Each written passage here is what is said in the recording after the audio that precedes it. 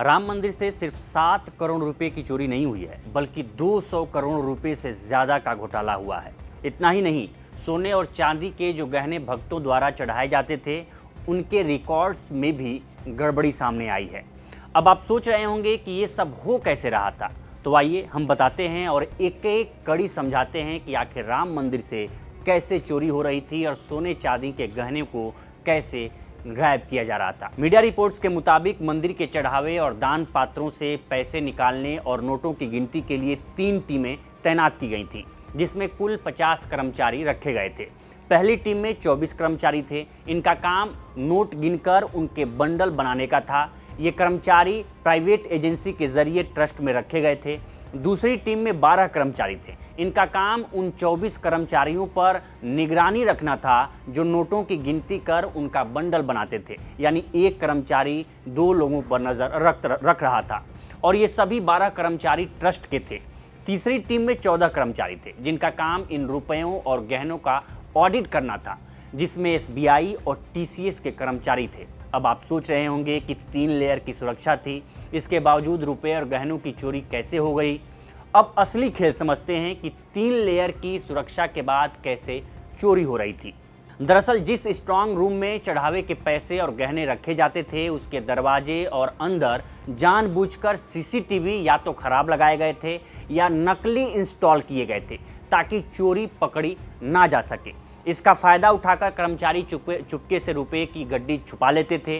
राम मंदिर के गर्भगृह में तैनात एक कर्मचारी, जिसकी जिम्मेदारी भक्तों द्वारा चढ़ाए गए सोने चांदी के आभूषण इकट्ठा करने की थी, वह आभूषणों को रिकॉर्ड में दर्ज किए बिना ही गायब कर देता था।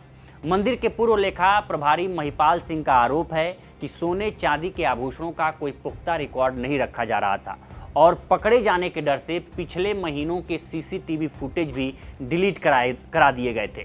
इतना ही नहीं, उन्होंने दावा किया कि चढ़ावा चोरी का मामला नया नहीं है, ये 2020-21 से ही चला आ रहा है। 2021 में उन्होंने खुद चोरी पकड़ी थी।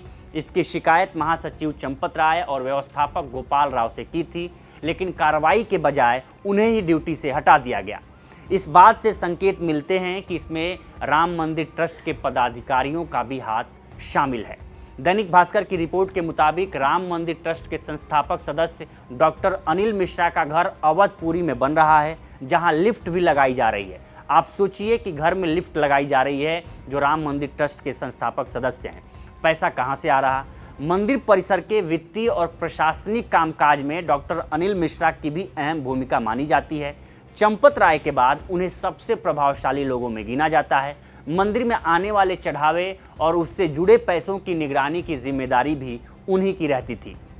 आरोप ये भी हैं कि उनके कई रिश्तेदार मंदिर में कर्मचारी के तौर पर काम कर रहे हैं। ये तो रहा राम मंदिर से पैसों की लूट और डकैती का, कि कैसे राम मंदिर से मिलीभगत कर पैसों और गहने उड़ाए जा रहे थे। अब समझ लेते हैं कि मामला सामने कैसे आया। दरअसल सबसे पहले अखिलेश यादव ने इस मामले को उजागर किया। उसके बाद देखा गया कि मंदिर में काम करने वाले जिस कर्मचारी की सैलरी 18 से 20 हज़ार रुपये की है, उसका ठाट बाट अचानक बदल गया है, यानी कि रहन सहन अचानक बदल गया है। एक कर्मचारी ने तो हाल ही में करीब 40 लाख का प्लॉट खरीदा और गर्भगृह में तैनात दूसरे कर्मचारी ने करीब 1.5 करोड़ रुपए की ज़मीन खरीद डाली। इसके बाद पुलिस और जांच एजेंसियों ने संदिग्ध कर्मचारियों के ठिकानों पर छापेमारी की, जहां से अब तक करीब 2.98 करोड़ यानी कि करीब 3 करोड़ रुपए नगदी बरामद किए जा चुके हैं। साथ ही आरोपी कर्मचारियों के पास से महंगी कारें और आईफोन भी मिले हैं। बताया जा रहा है कि नोटों की गिनती और सुरक्षा व्यवस्था से जुड़े करीब 50 कर्मचारी जांच के दायरे में हैं। लखनऊ के मंडल आयुक्त विजय विश्वास पंत के नेतृत्व में बनी एसआईटी मामले की जांच कर रही है और उसे 15 दिनों में अपनी रिपोर्ट सौंपनी है। लेकिन सवाल है कि अगर इस मामले में अभी तक किसी पर मुकदमा ही दर्ज नहीं किया गया है, तो फिर सजा किस आधार पर दी जाएगी अगर वो आरोप सिद्ध होता है तो। टेलीग्राम की रिपोर्ट के मुताबिक अयोध्या के रहने वाले विक्रम तिवारी ने इस संबंध में रविवार 14 जून को पुलिस को एक आवेदन सौंपा था कि राम मंदिर में चोरी हो रही है, इस मामले पर आप एफआईआर करिए। लेकिन पुलिस ने आवेदन लेने से इनकार कर दिया। उन्होंने मीडिया से बातचीत में कहा कि मैंने अपना पूरा जीवन राम की सेवा में व्यतीत किया और मंदिर के निर्माण में भी काम किया। मंदिर में प्रतिदिन चढ़ावे और दान की चोरी देखकर मुझे गहरा दुख हुआ है। ऐसी चोरियों के बारे में हमने कभी नहीं सुना था।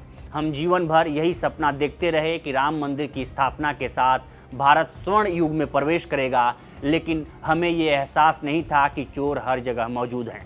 मैंने राम मंदिर में चोरी की शिकायत पुलिस में दर्ज कराई थी, लेकिन पुलिस ने इसे हल्के में लिया और कहा कि जांच पहले से की जा रही है, तो उन्होंने हमारे केस को लौटा दिया। अब सवाल उठा कि पुलिस केस के बिना जांच कैसे हो सकती है। सवाल तो ये भी है कि आखिर किस आधार पर आरोपियों को सजा देंगे जब आपने उनके खिलाफ कोई मुकदमा ही दर्ज नहीं किया है।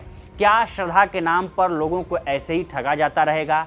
आखिर अभी तक चंपत राय, अनिल मिश्रा और गोपाल राव को जिम्मेदार क्यों नहीं ठहराया गया है और किसी के खिलाफ मुकदमा दर्ज क्यों नहीं किया गया है? आखिर उन्हें क्यों बचाया जा रहा है? श्री राम मंदिर ट्रस्ट के अध्यक्ष महंत नृत्य गोपाल दास के उत्तराधिकारी महंत कमल नयन दास का तो जांच अधिकारियों से भी भरोसा उठ गया है।